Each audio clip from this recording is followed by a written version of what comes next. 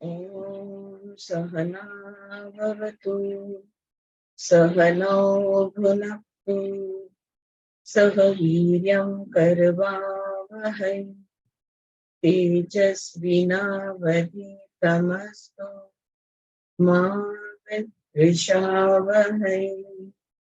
ओम शांति शांति शांति।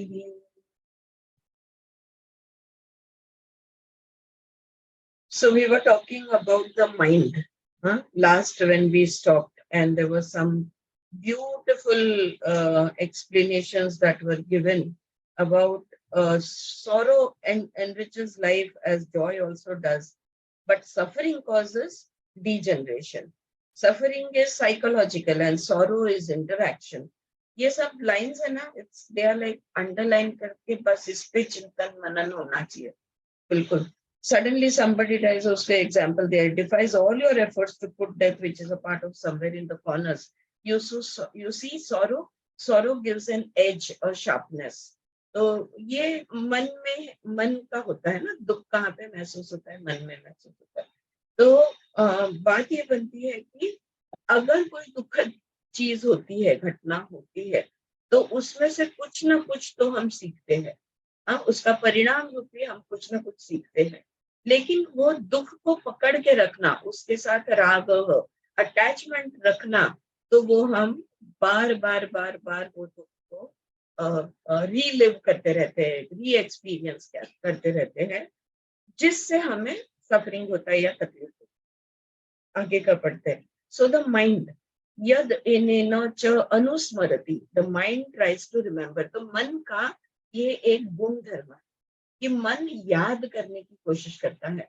तो जैसे वो ब्रह्मण को देखा, वो ब्रह्मण का एहसास हुआ, तो वो तभी हमको हो गया एहसास, और हम कहेंगे कि मनातीत थे हम, लेकिन फिर भी हम याद करने की कोशिश करते हैं कि ये मन का गुण है. It's a characteristic of the mind that it will try to recollect, relive, try to grasp again and again, it will try to keep doing that.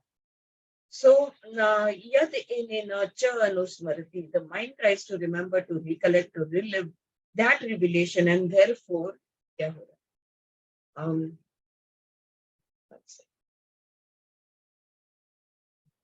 That revelation, and therefore there is in human beings and in human languages the descriptions of the experiences of the ultimate, misleading description. What's happening? Some problem with the video? Yeah, my camera is, I don't know why it's shaking so. It's coming back on and off on. Oh. Yeah. So, just give me a moment.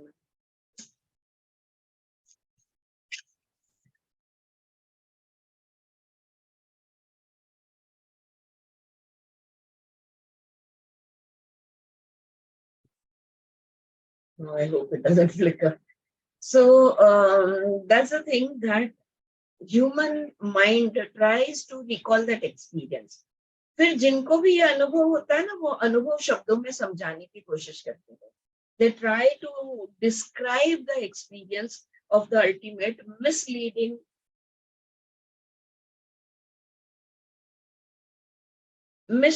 description, because the mind even of a sadhaka, the mind even of an inquirer at the last point of that revelation gets into a delusion. और यही माया है. माया जो है ना, ये मन का होता है. तो मन मायावी है, और वो माया दोहराते रहता है, क्योंकि मन वो घड़ी घड़ी वो जो भी ब्रह्मण का, वननेस का जो भी एक्सपीरियंस हुआ था ना, उस एक्सपीरियंस को दोहराने की, या उसको याद करने की, या स्मृति में से उसका जो भी फील है वो फील लेने की कोशिश करते रहता है. So the mind even of an inquirer at the last point of that revelation gets into a delusion. This is what is called in the Vedic texts as Maya. It is no reality. कैसे reality हो सकता है? क्योंकि मनातीत थे ना, जब ब्रह्मण ने अपने आप को हमें दिखाया तब हम मनातीत थे, तो ये सत्य कैसे हो सकता है, राइट? लेकिन फिर भी वो आभास, वो जो महसूस हुआ उसको पकड़ने की शब्दों में डालने की कोशिश मन करते रहता है. It has no reality. Your description of the describe, तो जो भी उन लोग डिस्क्राइब करने की कोशिश करते हैं ये सच नहीं है. The description is not the describe, the definition is not the defined. तो जो कहा गया है वो अनुभव हो ही नहीं सकता. एग्जैक्टली जो महसूस हुआ वो हम बता ही नहीं सकते. So the describe, your description of the describe, the description is not the described, the definition is not the defined, the word is not the thing, but we create an illusionary conceptual world within ourselves and around us by describing that which had happened. तो एक माया हम तैयार कर देते हैं कि पता है जब भी आत्म साक्षात्कार होता है तब क्या होता है, ऐसा होता है, वैसा होता है, ये महसूस होता है, ये नहीं होता. तो हम ये उसको शब्दों में जो डाल रहे हैं वो एक्चुअल एक्सपीरियंस हो ही नहीं सकता. ये यहाँ पे बात हो रही है. ठीक है. The faculty of self awareness is misused and abused because we want to feel that we have acquired something. वो कहना, वो दिखाना चाहते हैं कि हमने कुछ प्राप्त किया है, हमने आत्म साक्षात्कार का की प्राप्ति हमें हुई है. प्राप्ति करने के लिए शब्दों में डालने की कोशिश करते हैं जो नामुमकिन है, और ये दुर्व्यवहार भी है, ये गलत बात भी है कि जो तुम्हारा वननेस का एक्सपीरियंस है उस एक्सपीरियंस को तुम अगर दोहराने की कोशिश करो या शब्दों में डालने की कोशिश करो तो आप एक बहुत बड़ी माया खड़ी कर रहे हैं. You are describing a delusional picture which is nothing to do with the truth, because that truth is beyond words, beyond description, right? So you know the acquisition has relevance, importance, utility. क्यों करते हैं फिर गुरुजन ऐसा? क्यों वो अपने आत्मा साक्षात्कारी अनुभव को डिस्क्राइब करने की, एक्सप्लेन करने की कोशिश क्यों करते हैं? क्योंकि हमने कुछ प्राप्त किया है, ये दिखाना चाहते हैं, महत्व बढ़ाना चाहते हैं, उसका उपयोग या हम कहेंगे दुरुपयोग ये करना चाहते हैं, significance on the physical level, और भौतिकता में उसका महत्व बढ़ाना चाहते हैं.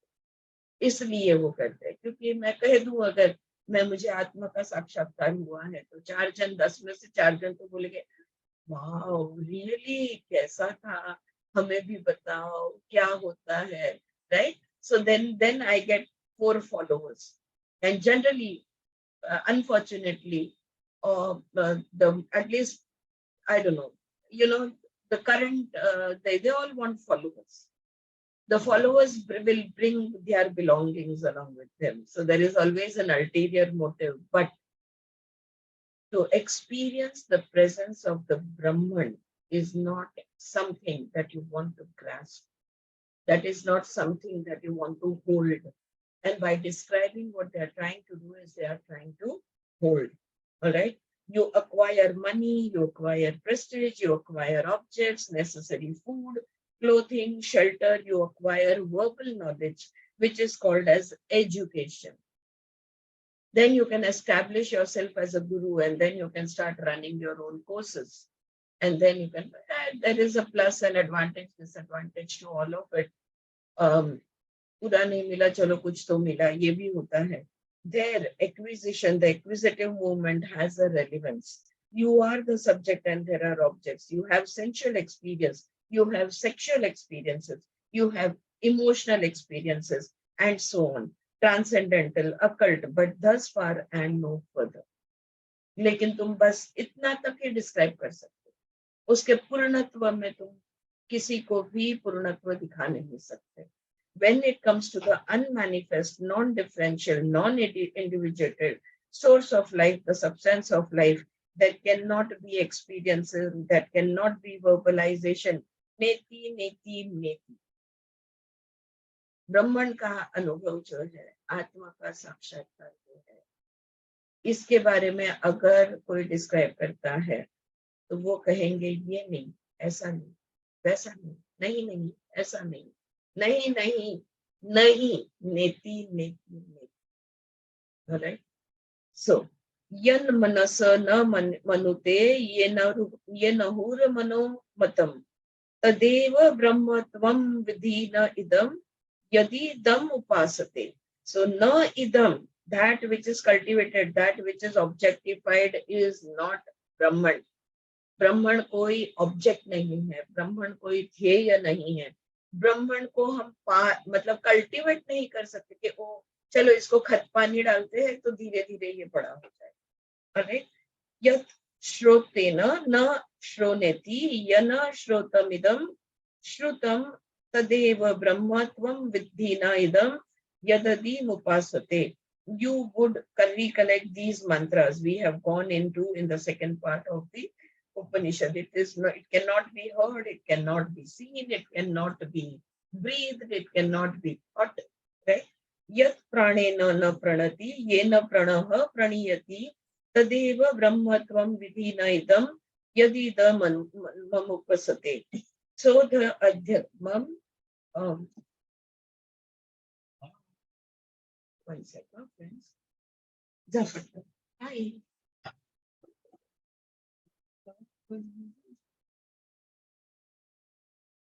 Hello everyone.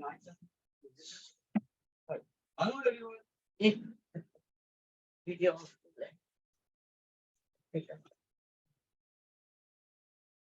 Sorry for the break. So, yat praneni na pranite, ye na pranaha praniyate, tadeva brahmatvam vidhina idam yadi idam mupasate. So, the adhyatvam, the significant teaching for the reference of the individual, we have to understand that the happening at the individual organism, the happenings of the mind is not the conquest. Revelation is not the conquest by your brain. It is not a victory of verbalization. तो ये कोई हमारी जीत नहीं है. जो भी अनुभव हमने लिया है, ये ब्रह्म का जो अनुभव हुआ है, ये कोई हमारी जीत नहीं है, ना हमारे इंद्रियों की जीत है, ना उसकी शक्तियों की जीत है. ये कोई शब्दों की जीत नहीं है. यथ अधम अथ आध्यात्मं यत् गच्छति इवाच मनः यत् Annen अनुस्मरति. So this memory, anusmaranam, is memory. So this memory, recollecting, reliving, describing, etc., may give us some psychological consolation. But let us understand that the uncovering of the secret of life, revelation of the ultimate reality is a happening. It is not an event. It is a happening. It is an occurrence due to the grace of the interaction between the undifferentiated and the differentiated. हम विभाजनीय है, अविभाजनीय जो है उसकी कृपा से ये हुआ है, ये हो रहा है या happening है. Right? So reality is a happening. Revelation of the ultimate reality is a happening, is an occurrence due to the grace of the interaction between the undifferentiated and the differentiated. It takes place, interaction is the grace. Do you understand why I am saying that it is a grace? Right? This is what she is asking over here. कि क्यों ये कृपा है? ये हमने नहीं किया, ये उसकी मर्जी से हुआ. जो भी कुछ मुलाकात हुई है, जो भी कुछ दर्शन हुआ है, वो हमारी मर्जी से नहीं, उनकी मर्जी से हुआ, उसके ब्रह्मण की मर्जी से हुआ है. इसका श्रेय हम नहीं ले सकते. और उसको जब हम स्मरण करने की कोशिश करते, when we are trying to recall it, what we are trying to do, we are trying to take credit for it. By trying to grasp it, by trying to recollect it, we are trying to take credit for it. So it takes, the interaction is the grace. Do you understand why I'm saying it is the grace? It is because it is very rarely that we remain open and receptive. Very, very rarely. हम लोग open और receptive होते हैं. हम तैयार इस चीज के लिए क्वचित, आपण मराठीत म्हणतो ना, क्वचितच. ओ वाव, थँक्यू. क्वचितच असं होतं की अशी घटना क्वचितच होते. घटना नाही म्हणता येणार. We will just say it's an occurrence, it's a happening. which happens rarely. All right? No, no. Just 1 second. Thanks.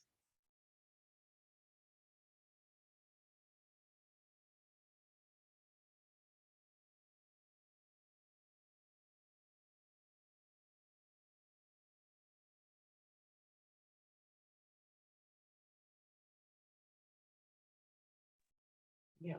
So looks like we have found our next book, which is just gifted to me this moment. So hear yourself. Take the okay. All right. Back to the grace. So it is because it is very rarely that we remain open and receptive. The openness and receptivity at the layers, all the layers of your being, external sense organ, internal sense organ, the principles of energy, and at the level of the prana, the vital force, the consciousness, we have to remain open.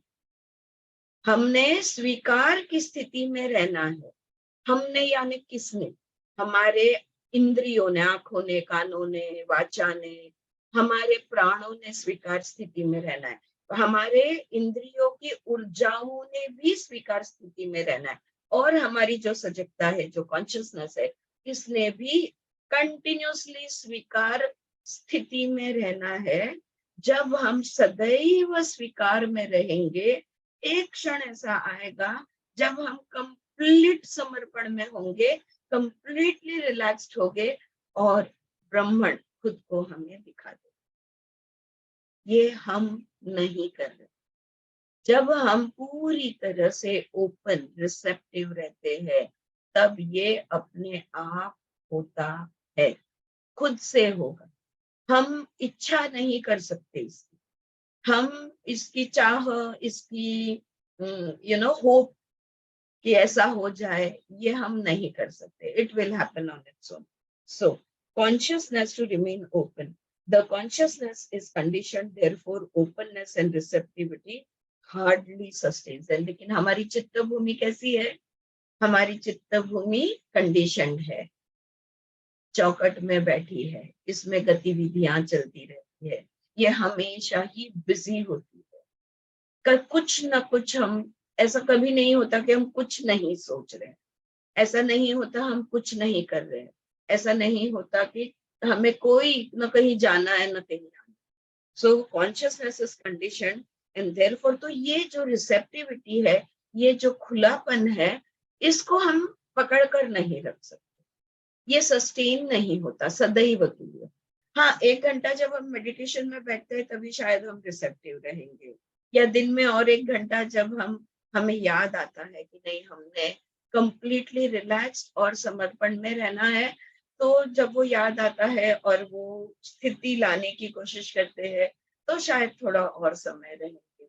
लेकिन दिन भर उसे sustain करना, hold करना बहुत मुश्किल है.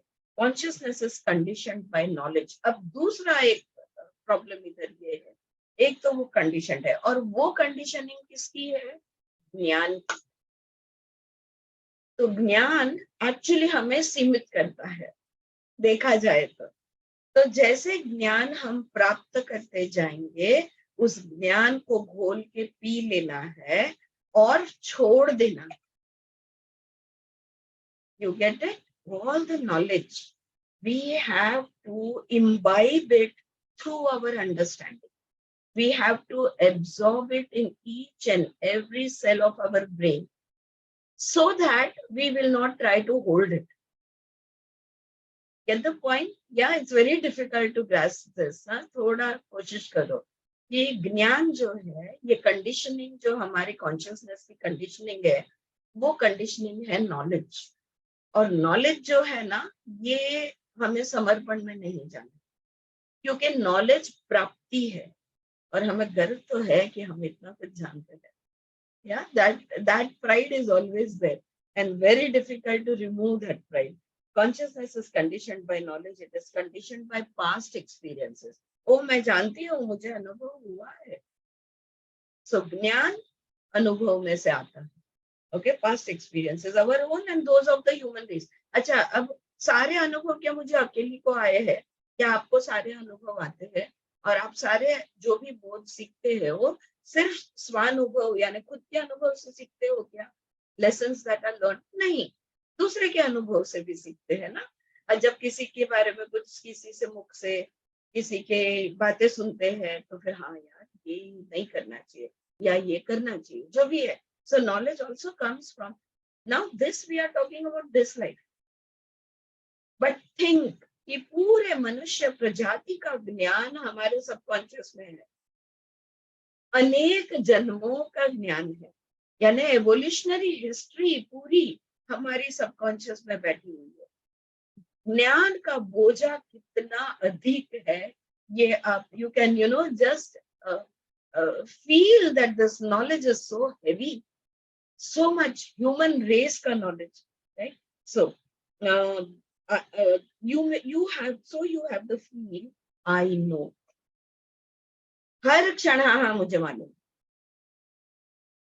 ये मुझे मालूम है ना, ये बहुत बड़ी बाधा डालता है। हाँ मैं जानती हूँ, मुझे मालूम ऑलवेज। ये आई नो एक एहसास होता है, because I know the words of the Vedas, the Bible, the Zendavesta, the Quran Sharif, the Guru Granth Sahib. हम सोचते हैं वेद उपनिषद हमने पढ़ लिया, अब हमको सब I know.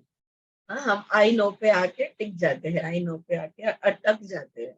So, for the consciousness, conditioned consciousness, to remain in the humility of openness and receptivity is very rare, and the vital force, the prana vibrating in the whole body, they have the urge to conquer, to become victorious, to attain, to reach, as if reality is destined somewhere. It has a localized destination. क्या सत्य की कोई जगह है कि हाँ सत्य यहाँ पे बैठा है हिमालय की ये पहाड़ी पर, वो केव के कोने पे जाके सत्य बैठा है और हमने जाके सत्य उसे ले आना है? No, it is not, reality is not at any given localized destination. So what happens is the conditioned consciousness to remain in the humility of openness and receptivity is very rare. तो ये जो हमारी मैं who am I am a single consciousness, right? हम who am I am a consciousness. अब उतना जवाब तो हम दे ही सकते हैं, मैं जानती हूँ कि मैं हूँ। So what am I am a consciousness. मैं जानती हूँ कि मैं पैदा हुई थी, मैं जानती हूँ मैं 5 साल की थी, मैं जानती हूँ मैं 15 साल की, मैं जानती हूँ कि मैं हूँ, उसको कहते हैं कॉन्शियसनेस। तो वो जो कॉन्शियसनेस है ये कभी नहीं हम भूल सकते। आप क्या कभी भूल सकते हो कि अरे मैं हूं क्या नहीं हूं? Let me check, am I here और not? Can you do that? You can not, right? You will not do it, right? That अरे मैं हूं कि नहीं, मैं भूल गई कि मैं हूं कि नहीं, ये नहीं होता। सो दैट, और जो प्राण वायु है, राइट? वायु is always moving, what ever is moving is always vibrating. तो वो जो प्राणा का वाइब्रेशन है वो तो बस एक ही चीज चाहता है, पकड़ना, ग्रास्प करना, हिलाना, प्राप्त करना। एंड रियलिटी कहीं जगह पे बैठी नहीं है कि जाके उसको पकड़ लिया। Okay, then what is reality? ये सत्य क्या है? सत्य is the dynamism of life, जीवन का सत्य हम कहते हैं। वो जो ऊर्जा है, डायनामिक एनर्जी है of life, that is the reality. You can not have an exclusive direction towards it. और जिंदगी किस दिशा में है? पूरा पश्चिम उत्तर दक्षिण, where is life? Is it in the north, in the mountains? Is it in the south, in the oceans? Where is it? Life is everywhere, so there is no exclusive direction towards it. It is not a destination to be reached. It is a dynamism which has to be perceived and appreciated. इसकी ये जो जीवन की ऊर्जा होती है ना, life के डायनामिज्म, इसका सिर्फ हम फील कर सकते हैं। और मैं जिंदा हूँ, मैं जानती हूँ कि मैं हूँ, मैं सजग हूँ, ये कितनी बड़ी बात है, ये हम अप्रिशिएट कर सकते हैं। हम इसे देख सकते हैं, जान सकते हैं, अप्रिशिएट कर सकते हैं। इसलिए so I call the interaction grace. जीवन भी एक कृपा है, जिंदगी जीने के लिए जो हम हैं वो भी ब्राह्मण की कृपा से हम जीवित है।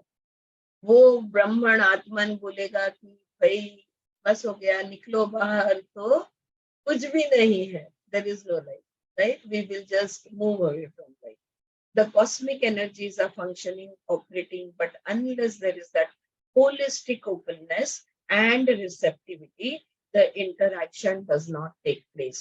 ब्रह्मांड का और हमारा, यानी हमारा इंडिविजुअल कॉन्शियसनेस और ब्रह्मांड का कॉस्मिक कॉन्शियसनेस, ये इंडिविजुअल और कॉस्मिक कॉन्शियसनेस का इंटरैक्शन, ये उसकी कृपा के बगैर, हम ओपन रहने के बगैर नहीं हो सकता.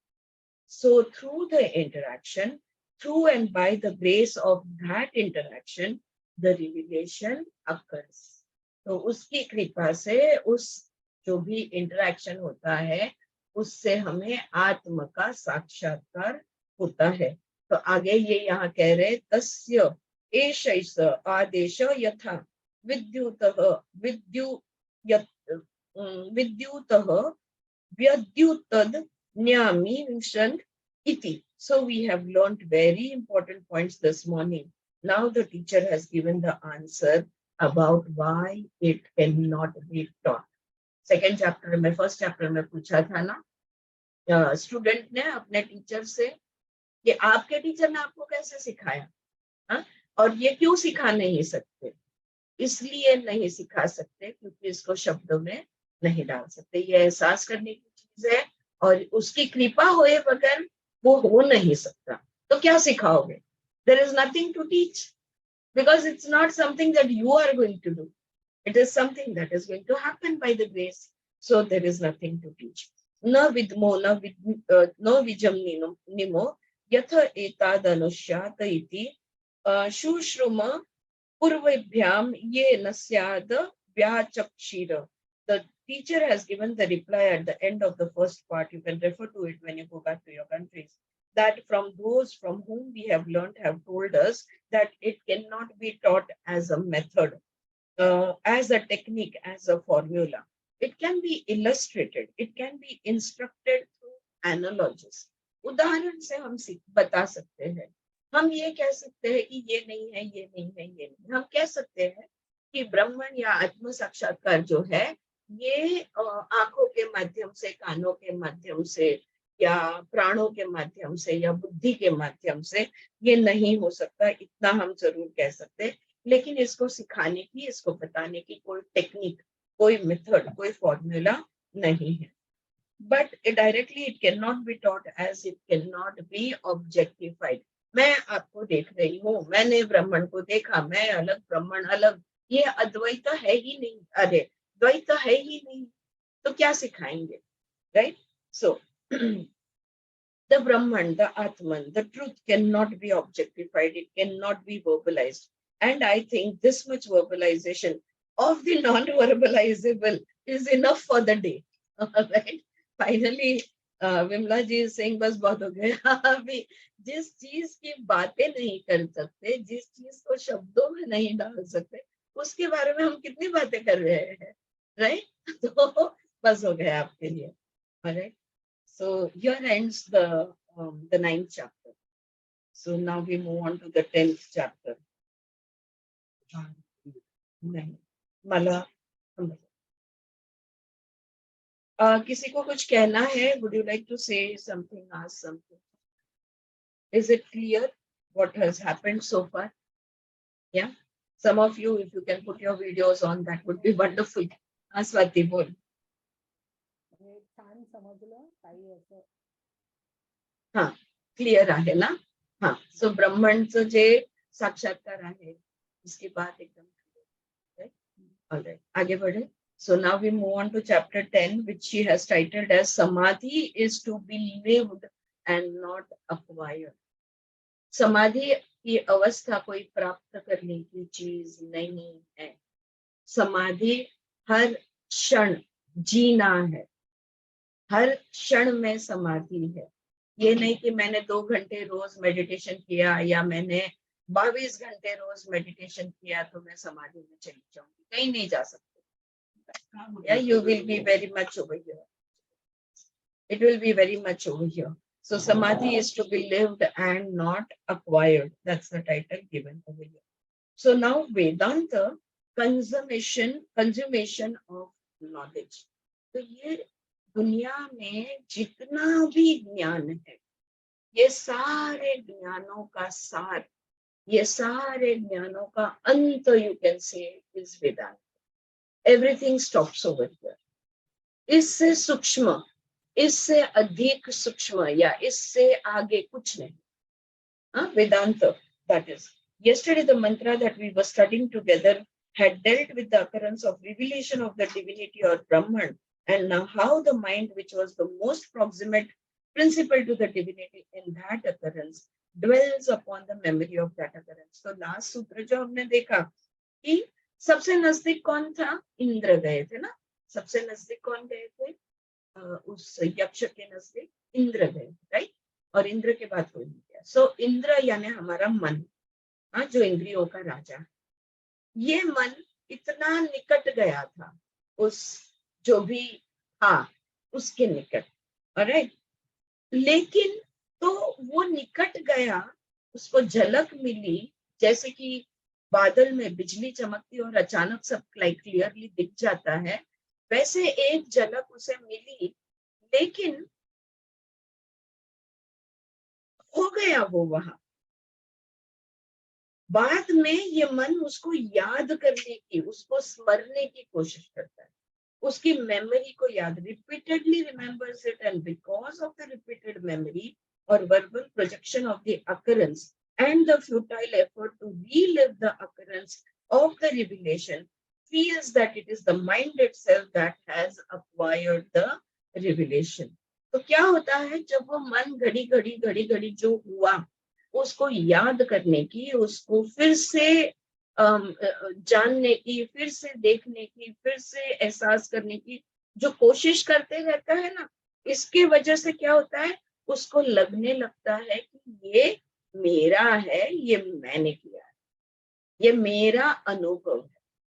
तो वो माइंड उसको जो अकरेंस था, जो हैपनिंग था, उसको माइंड मेरा बनाने की कोशिश करता है और फिर उसको एक घटना बना के रख देता है.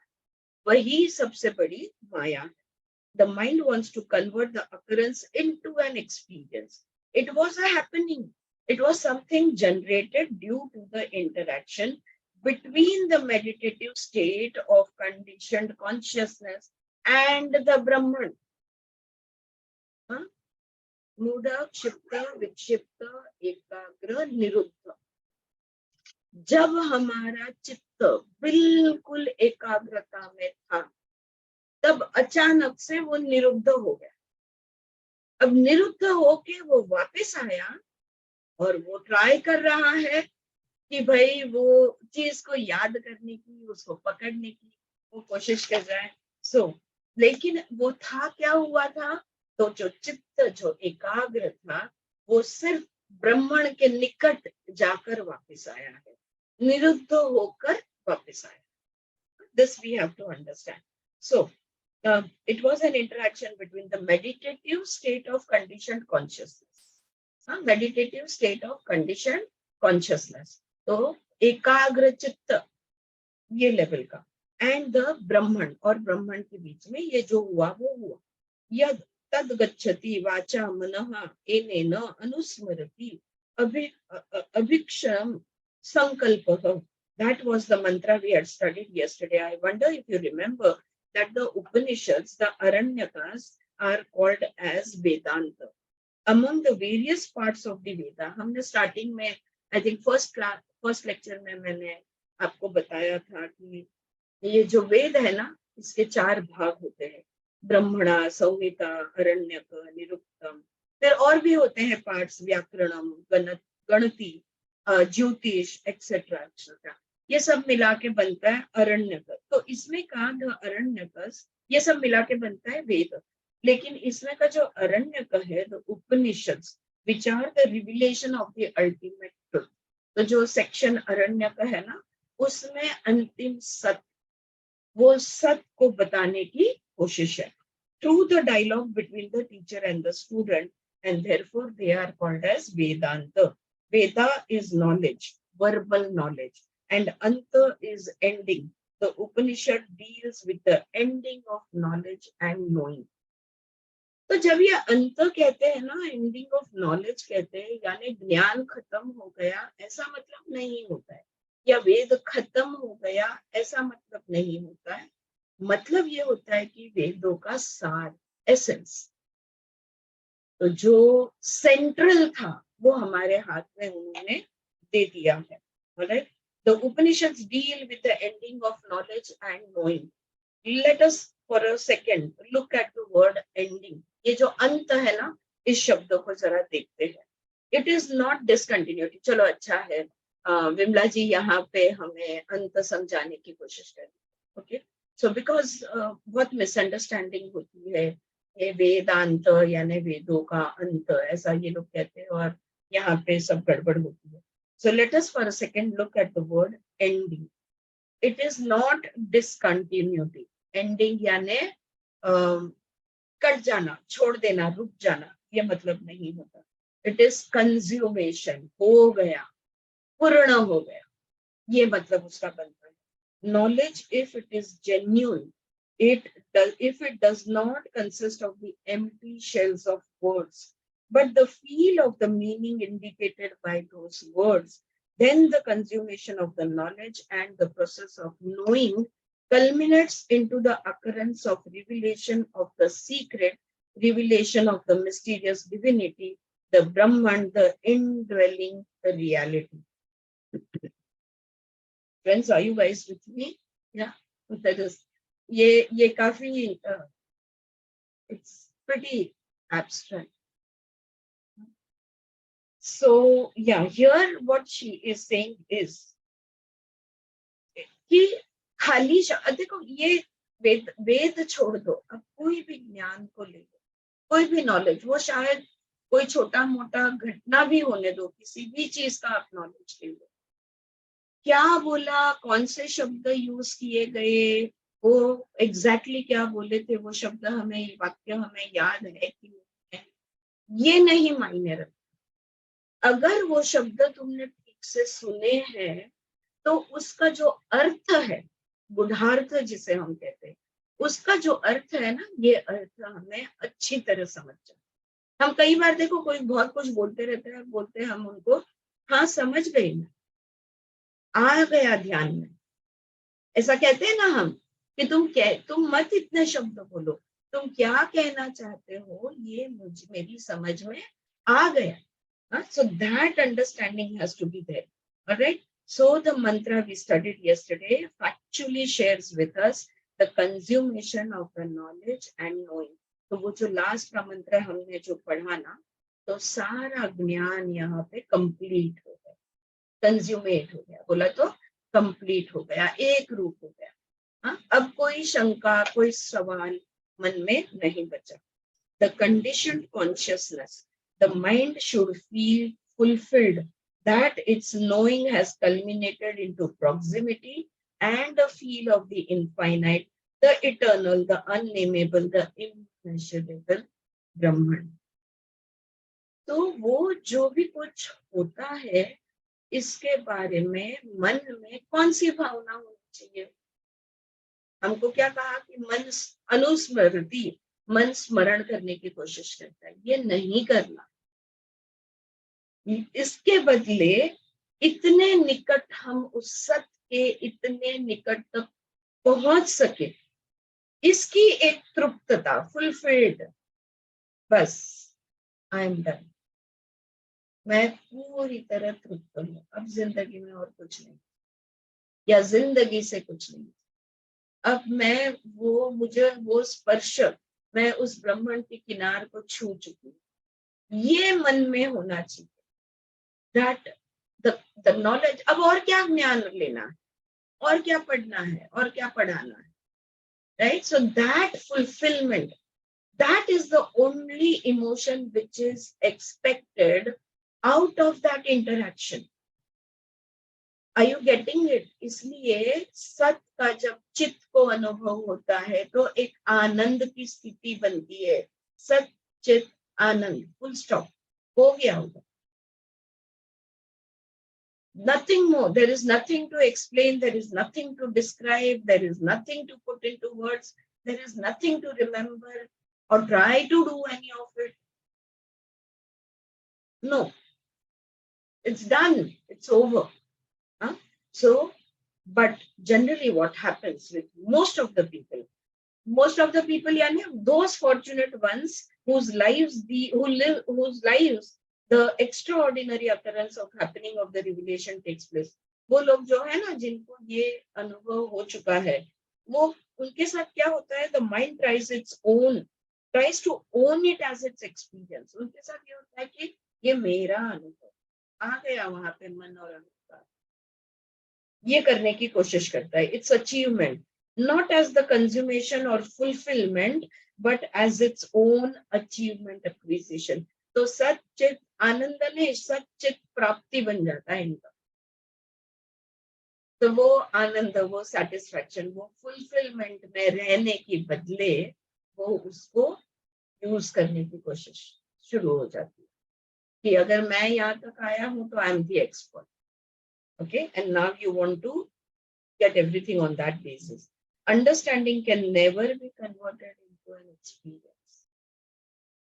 जो समझने की चीज है उसको अनुभव कैसे तुम बना सकते हो?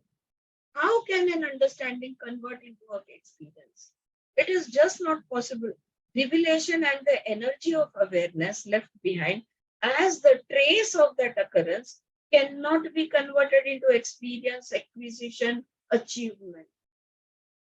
वो जो किनार को तुम छू के आए, वो उसकी जो तृप्ति, उसका जो सच्चित आनंद है, इसको एक अनुभव बना के छोड़ोगे क्या, या एक प्राप्ति बना के रखने की कोशिश करोगे क्या? यहाँ पे गड़बड़ है.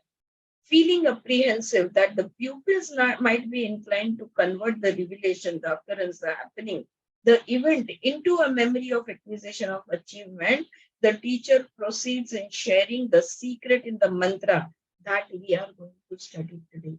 और ये जो ऋषि गुरु है, ये नहीं चाहते कि उनका साधक, उनका शिष्य अगर और जब उसे इस ब्रह्मण का अनुभव हो या तो ब्रह्मण का दर्शन हो तो उसको एक अनुभव में बना के रखें.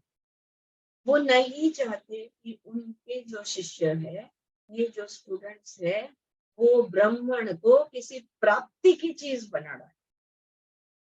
You know, that's something is, मुझे तो समाधि तक पहुंचना है. कहाँ है समाधि? 44th फ्लोर पे है? कहाँ है? आकाश में है या उसके भी ऊपर स्पेस में?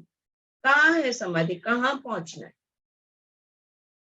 वो एक स्थिति है, उसको जीना है. You have to live in a state of samadhi. It is not something that you have to aim at acquiring or achieving in life. देखा, मेरा तो धारणा हो गया बस आज, फिर कल ध्यान हो गया, अब मैं समाधि में हूँ, अब मेरा समाधि भी हो गया. हो नहीं जाता कुछ भी. या तो तुम धारणा में रहते हो, या तो तुम ध्यान में रहते हो, या तो तुम समाधि, उसमें रहना है. ऑलराइट. और ये टीचर अगला मंत्र जो हम करने जा रहे हैं, क्यों ये दोहराया यहाँ पे विमला जी ने, क्योंकि ये जो अगला मंत्र हम करने जा रहे हैं उसमें ये जो ऋषि है वो भी अपने शिष्य को यही कहने की कोशिश कर रहे थे कि सुनो, ये कोई प्राप्त करने की चीज नहीं है. प्लीज इसकी कोशिश नहीं करना, ये तुम नहीं प्राप्त कर पाओ. हाँ, तुम कुछ नहीं कर सकते, अगर वो होना है तो हो. So we move on to the next mantra, which is let not mind cultivate memory of revelation. इस मंत्र में वो कहते हैं स य एतदेवं वेदा वेदाभि थैनम सर्वाणि भूतानि संवाचन्ति. Yes, that's the word. Brahman is well known as Tadvanam, the one who is to be worshipped as the Atman of all living beings, but it is to be meditated upon as Tadvanam. All love him who knows it thus. ये दूसरी किताब से मैंने पढ़ा. Let's see what Vimla ji has to say about this. So, एतदेवम वेदामी। तो तद वनम, यहाँ पे जो शब्द है तद वनम नम, the teacher now is suggesting, recommending to the pupil that let not your mind cultivate the memory of the occurrence as an experience। तो ऋषि यही कह रहे हैं, उसको अनुभव करके अपने मन में बिठाने की कोशिश नहीं करना। Let it be in the state of meditation, looking upon the Brahman, the divinity as तदवनम। हाँ, तदवनम की तरह वो जो ब्राह्मण है, ये देव तत्व है, उस पर अपना ध्यान सिर्फ लगाए रखना। वनम is again one of the code words of the Vedic text. तो ये जो हम वन, ये शब्द जानते हैं ना, वनम यानी जंगल जिसको कहते हैं, वन जिसको कहते हैं, लेकिन यहाँ literally it means that which dwells in every form. लेकिन वनम का मतलब होता है वो जो हर रूप के अंदर होता है, जो भी कुछ है। Alright, is this getting too heavy, friends? Do you want me to slow down? No? Should I keep going? Alright, तो ये जो वनम है, it is one of the code words of the Vedic text. Literally, it means that which dwells in every form, the indwelling essence or self-contained in every form, every expression of life. Vanam is Vanam. तो वो जो है इस किताब में है, इस glass में है, मुझ में है, तुम में है, लैपटॉप है, जो जहाँ हर जगह पर है, जो हर चीज में है, उसको वनम ये शब्द दिया है। वनम also means that which is likeable, adorable, admirable for every creature। और कोई भी वस्तु व्यक्ति होने दो, वो उस चीज के प्यार में होता है। क्या हम कह सकते हैं कि हमारी बुद्धि ज्यादा तल्लक है, इसलिए हमारा हमारी जान पे ज्यादा प्यार है और उस मच्छर का नहीं है? हर जीवात्मा खुद से प्रेम करता है, और वो चीज जिसपे हर जीवात्मा का प्रेम है, वो है ये वनम, जो हर जीवात्मा में प्रेजेंट है। Right? So beautifully, it's such a beautiful description. The indwelling essence or self-contained in every form, every expression of life. Vanam also means that which is likable, adorable, admirable for every creature. Instinctively, all creatures, all beings fall in love with the indwelling essence of their existence. याद है हमको school में ना क्या कहते हैं उसको, ऐसे लिखने को देते थे। So it used to be the autobiography of a pen. अगर मैं पेन होती तो remember that, let anything doesn't tell, and you can ask anybody if they want to like to be somebody else। कौवे को पूछो कि वो कबूतर बनना चाहता है क्या, वो बोलेगा नहीं मैं कौवा ही हूँ। Everybody innately love themselves, even though they might wish to be fair as a कौवा बोलेगा यार काश में कबूतर जैसा गोरा होता, लेकिन क्या वो सच में चाहता है?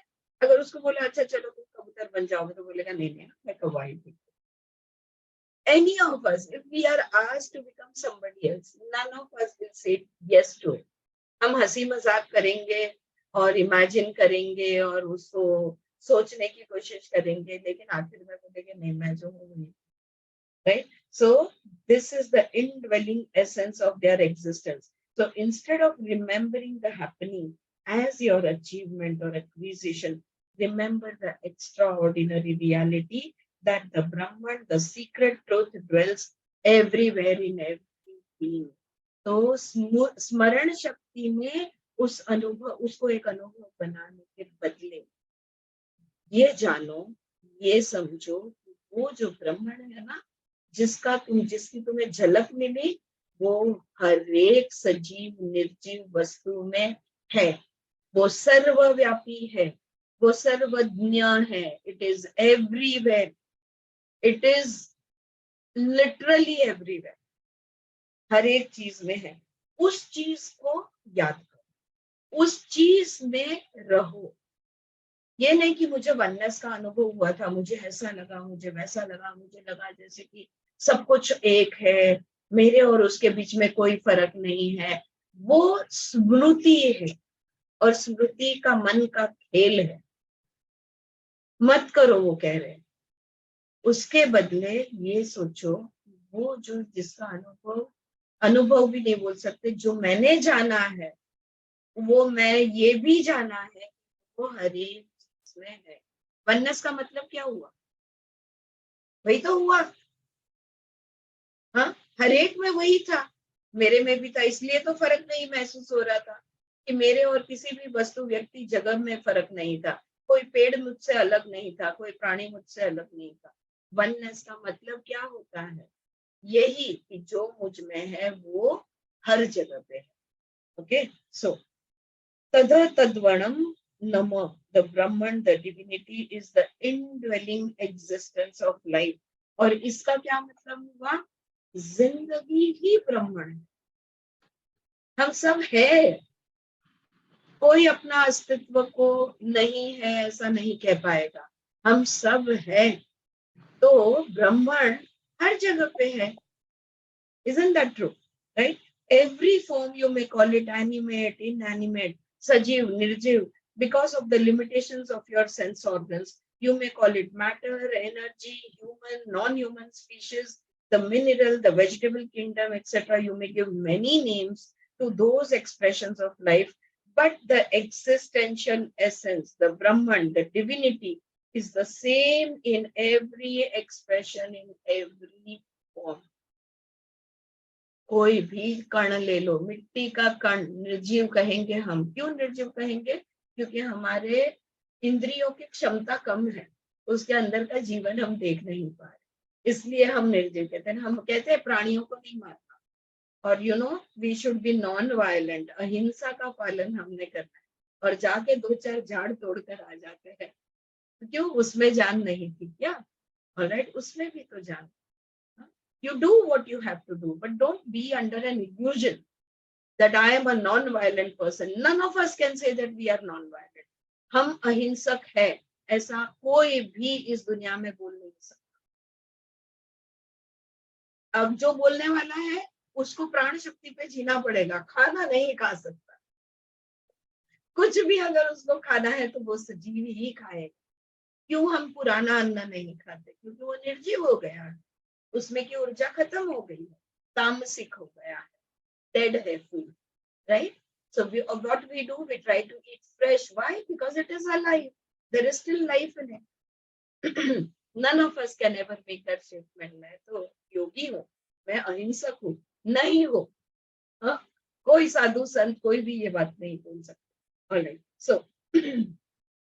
So you may give many names to those expressions of life, but the existential essence, the Brahman, the divinity, is the same in every expression, every form. Tada tadvanam nama, the word ha is used by the Veda and Upanishad to emphasize a point. जब किसी बात पे जोर देना होता है तो ह ये शब्द यूज किया जाता है. It is verily, it is the factually the indwelling essence. Tadvanam iti upasitvam. Therefore, if the mind which is constituted, composed of memory, knowledge is memory, memory of knowledge, memory of thought, experience, patterns of behavior, codes of conduct, value structures, that is the stuff of our conditioned consciousness. तो जो असीमित है उसको सीमित में बिठाने की कोशिश करो ना, चित्त में रहने दो उसे, उसको ढालो मत मन की सीमाओं, शब्दों की सीमाओं. So the mind that is addicted to memory, और मन जो है ना, ये तो पूरी तरह स्मरण पे ही जिंदा है, मेमोरी के बगैर ये काम नहीं कर सकता, स्मृति तो उसको चाहिए ही चाहिए. So it is addicted to memory that goes on moving through the memory of the past. If at all it wants to remember, let it remember. तो जिसको मन को अगर याद करना है तो करने दो. तुम क्यों मन के साथ चढ़ती गाड़ी में चल जाते? बात आ रही है ध्यान में? हाँ, You are taking a ride with the mind, trying to convert an occurrence happening into an experience. Don't do that, is what the Rishi is telling. Let it be. जो एहसास हुआ उस एहसास को रहने दो, तुम्हारे साथ, तुम्हारे चित्त में रहने दो, मन को जो कोशिश करने दो, तुम उसके साथ मत लग जाओ. तद्वर्णम इति उपासित्यम. Let it be in the meditation about the Brahman, the divinity, as the indwelling self or the indwelling existence of life of all beings. तुम ये जानो, तुम ये समझो, जो तुम में है वो हर सजीव निर्जीव कण कण में वो है. उसका सिर्फ तुम एहसास में रहो. Don't forget that it is there everywhere. Just you remain with that thing that it is everywhere. So you stay in meditation. बस वही ध्यान में रखो, उसी को ध्यान बना दो. वो जो भी ब्रह्मण के साथ तुम्हारा इंटरेक्शन हुआ है वही तुम्हारी समाधि बन जाने दो. उसके साथ रहो. Be aware of it all the time. Don't try to describe it. Don't try to limit it. I hope you would notice the very subtle distinction between the memory of the occurrence as one's personal experience, which tries to convert the impersonal event into a personal acquisition, and the memory of the proximity and the feel of the essence of life. देखो यहाँ पे वो कह रही है फर्क को समझो. हाँ, दोनों स्मृति है इन अ वे. एक ये है कि मेरे साथ जो हुआ उसको याद करके मैं उसको डिस्क्राइब करने की कोशिश करती हूँ. That is one memory. और दूसरा जो है, जो हुआ उसी में मैं रहती हूँ. ये दोनों में फर्क है, बहुत सूक्ष्म फर्क है. आ रहा है बात ध्यान में? Should I repeat that? One is where you are trying to remember what happened, and when you are trying to remember, recapture it, you are trying to make it, turn it into an experience and relive that as an experience. No, don't do that. So what are you supposed to do? You remain in awareness of what had happened. वो जो सर्वव्यापी सर्वज्ञ निर्गुण निराकार है, जिसकी झलक तुम्हें मिली, बस उसी का नाम जप. जप आ जप, ये वाले आ जप में हमने रहना है. Some of the Swara Yoga students will understand what I'm saying when I'm saying जप आ जप. हो गया ना तुम लोग का जप आ जप? अब तक तो हो गया. Yeah, you remain in a japa. Don't try to make it into a japa. Does that make more sense what I'm saying? ह्याला जास्त अर्थ लागतोय ना, की त्याचा जप नाही करायचंय, त्याला आजप बनवून टाकायचंय. तुम्ही काही करा, तुम कुछ भी करो, कहीं भी जाओ, काम करो, ये करो, वो करो, बस वो एक तुम्हारे साथ है ऑल द टाइम. वो जो सर्वज्ञ सर्वव्यापी है, इसको तुम कभी नहीं भूलते. जैसे खुद को नहीं भूलते, जैसे आत्मा को नहीं भूलते, वैसे तुम ब्रह्मांड को नहीं भूलते. अगर ये स्थिति तुमने मेंटेन की तो आत्मा और ब्रह्मण हमेशा एक रूप रहेंगे. The individual consciousness remembers, or the individual consciousness remains connected to the cosmic consciousness, never ever letting it go. So that awareness, that remaining with the consciousness, that will keep you with the Brahman. All right? Is it clear? Yeah. All right. Now, Brahman is the essence of all life. Let us not forget that human beings are condensed cosmos. तो ब्रह्मांड जो है वही हमारे पिंड में आ गया है. There is no qualitative difference between the microcosm and the macrocosm. ये पिंड ब्रह्मांड में कोई फर्क नहीं है. As regards the essence, there is no difference in the quality. So, tadvanam iti upasityam vityam. Alright? तो बस उसके साथ उपासना रहने दो, उसी का जप होने दो, करना कुछ नहीं. remain relaxed and remain in awareness. That's it. All right. तो अब यहाँ पे जब उपाशित्यम ये शब्द जब आता है, तो I am sure Vimla Thakar cannot help but talk about upasana. ये उपासना क्या है? Importance of upasana is the side heading. Now let us turn to the word upasana. उपाशित्यम, तो जो ऋषि है ये अपने स्टूडेंट को कह रहे हैं कि उपाशित्यम करो, उसको स्मृति में ढालने की कोशिश मत करो. तो upasana generally is translated in English as a devotional act, है ना. इंग्लिश में हम उपासना को क्या कहते हैं?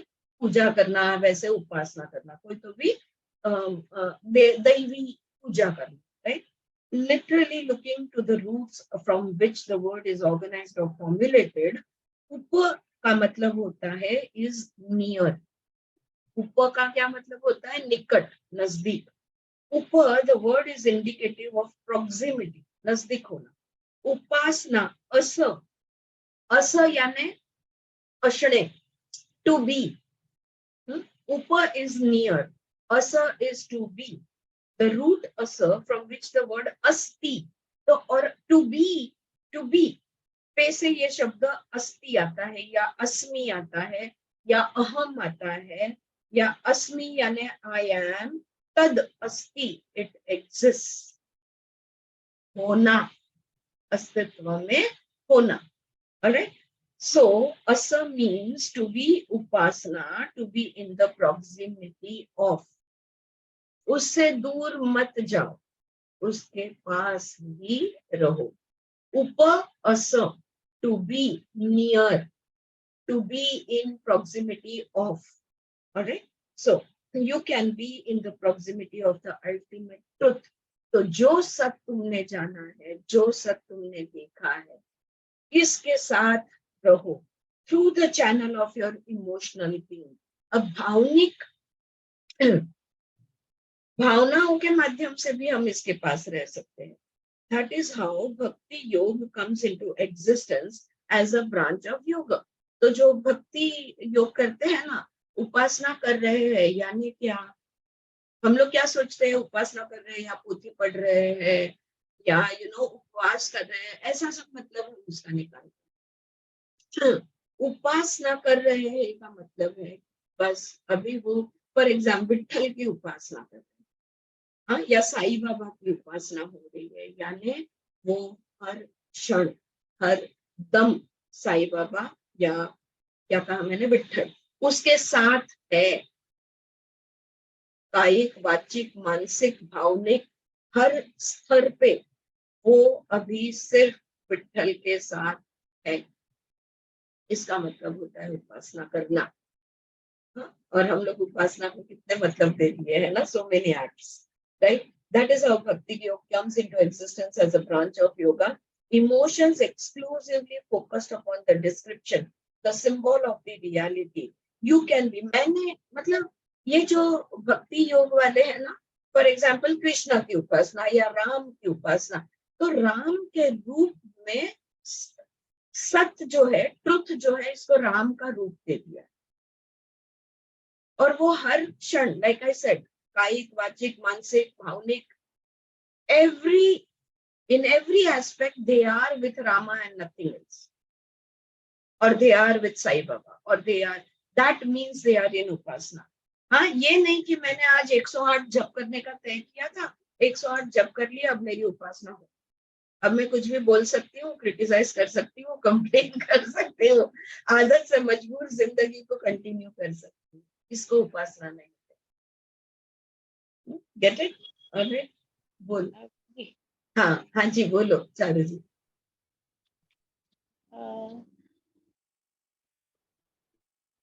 बोल रही थी एकदम उपासना के बाद, हाँ, यानी सुबह में हमने पढ़ा कि सुबह में उठते हैं ना हम लोग एकदम अर्ली मॉर्निंग, तो भगवान से बातें करो. क्या बात करने की? भगवान से बात क्या करने की, ये मुझे नहीं समझ में आ रहा है. इतना कितनी अच्छी बात है. यानी आप समझ गए हो कि भगवान को सब मालूम है, उससे क्या बातें करूं. फिर उसका सिर्फ नाम स्मरण होता. उसके सिर्फ निकट रहना होता है, उसकी उपासना होती है, बस उसके एहसास में रहना, वो हर दम हर पल हमारे जहन में रहता, बस उसको उपासना। बातें कुछ नहीं करनी, करना कुछ नहीं है, रिलैक्स्ड रहना है, लेकिन बस मन में विचारों में सिर्फ वो है, भावनाओं में वो है, विचारों में वो है, शब्दों में अगर मुंह खोलकर आवाज कर रहा है तो सिर्फ उसी का नाम है।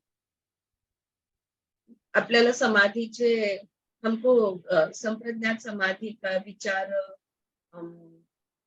जो 4 अवस्था दी थी ना योगा पतंजलि योग सूत्र में, नाही नाही, हा पण सबीज मध्ये विचार कशी विसरले, याद है? विकल्प, वितर्क, सरतर्क, वितर्क. Thank you so much. Yes, सविचार, सवितर्क, सविचार, सवितर्क, सानंद, सास्मित. सानंद एंड सास्मित. Thank you so much Shailesh. Yes. सविचार यानी विचार में, सवितर्क यानी हर सोच में, सानंद यानी हमारी मन में भावनाओं में, और सास्मित यानी हमारे अश्रय में, इन ये है उपासना. So the whole संप्रज्ञात समाधि becomes an उपासना. दुसरं जर आपण म्हटलं की पिंडी ते ब्रह्मांडी, तर आपल्या श्वासावरच कॉन्सन्ट्रेट करून राहणं म्हणजे पण, पर मग ते तुझी उपासना झाली श्वासाची. नाही ते बघ, आता सुरुवात तशी करून मग आपल्याला त्यांनी सांगितलं ना, जसं की आज्ञाचक्रावर जा आणि हळूहळू तुमचा श्वासही थांबल्यासारखी तुम्हाला जाणीव होईल. बरोबर आहे. मग तुझी उपासना कुठे झाली? आज्ञाचक्रावर. आज्ञाचक्रावर. त्याच्या आधी उपासना कुठे होती? श्वासावर. त्याच्या आधी उपासना कुठे होती? शरीरावर. राईट. सो उपासना या शब्दाचा अर्थ, आणि आता उपासना कुठपर्यंत पोहोचलीये? सतचा अनुभव जो झालेला आहे तिथपर्यंत. तो वहां तक हम पहुंच गए हैं, सत के अनुभव तक पहुंच गए हैं. और अब तुम्हारा सत का जो अनुभव है ना, इसकी उपासना करो. गुरु जी बोल रहे हैं, ऋषि बोल रहे हैं, ये उसकी उपासना करो. चारू जी, good. So emotions exclusively focused upon the description, the symbol of the reality. You can be proximate to the ultimate reality through meditation, cessation of mental movement. You can be in the proximity of the divinity by controlling the breath. मैंने अभी जो याद किया ना meditation के steps, वितर्क, सविचार, सानंद, सास्मित, तो ये जो थे ये मेडिटेशन का माध्यम हो गया. और अभी स्वाति ने जो बताया कि श्वासों पे एकाग्र होना, तो वो भी एक उपासना का माध्यम हो गया. Right. You can be in the proximity of the divinity by controlling the breath and prolonging the duration between 2 breaths.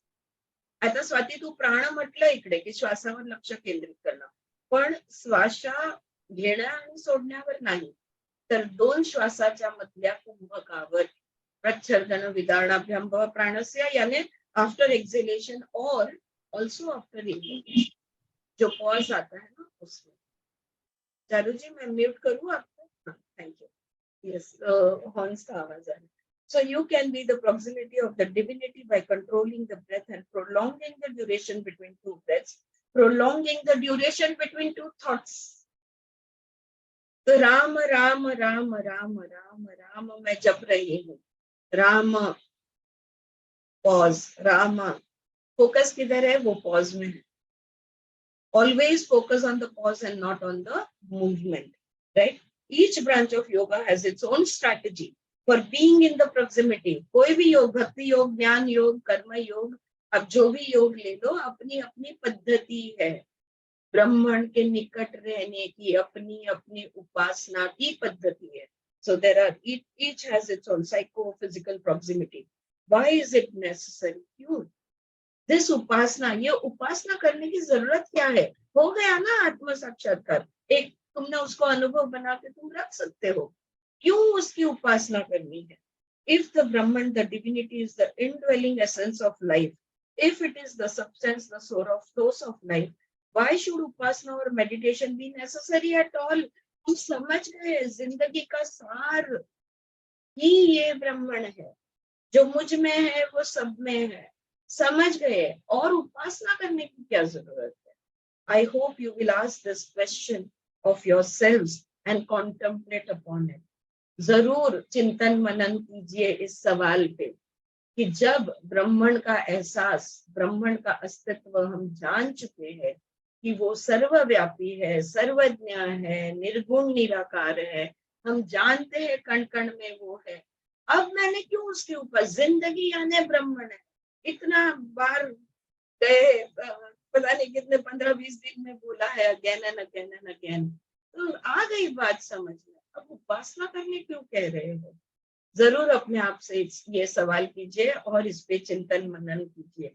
That if that question would visit my consciousness, I would say unto myself, और अगर ये सवाल मेरे मन में आता है तो मैं ये कहूंगी, upasana, the meditation with any of the strategies recommended by various branches of the science of yoga becomes necessary। क्यों ये अलग अलग साधन का उपयोग करना है उपासना के लिए, चाहे वो कर्म हो, ज्ञान हो, भक्ति हो? It becomes necessary because we are obsessed with the sense of duality। क्योंकि हमारे लिए जिंदगी यानी द्वैत है, हम हमेशा द्वैत में ही रहते हैं, जीवन द्वैत में गुजारते हैं, हम कभी अद्वैत को नहीं देखते, हम ऑल द टाइम अच्छा बुरा सही गलत इधर उधर एवरीथिंग, वी आर दिन रात सच्चा झूठा, हम हमेशा द्वैत में रहते हैं, लिविंग इन द कंडीशन। और द्वैत में रहे बगैर हमारे पास ऑप्शन भी नहीं है ना, बिकॉज दिन तो होता है, हाँ रात भी होती है, तो हमेशा अनुभव में हमारे सुबह और शाम, दिन और रात, आज और कल, there is always duality in our lives, living in the conditioned physical organism, operating through the conditioned consciousness, where the act of relating to life is based upon the imaginary division as subject and object। कैसे कह दूं मैं कि ये ममता यानी मैं हूं, ममता ममता है, मैं हूं?